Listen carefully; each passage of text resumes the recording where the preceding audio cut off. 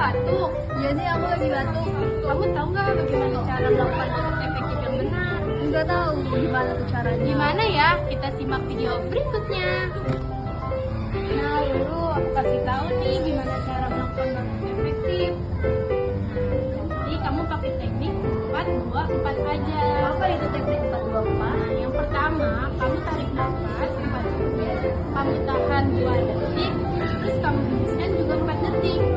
Terus setelah kamu hembuskan 4 detik, kamu lakukan sebanyak 3 kali. Nah, setelah itu kamu lakukan agar si batuk itu sebenarnya bisa keluar. Paham belum? Udah paham. Oke, kalau kamu paham, coba kamu lakukan. Yang pertama, tarik nafas selama 4 detik. Dan yang kedua,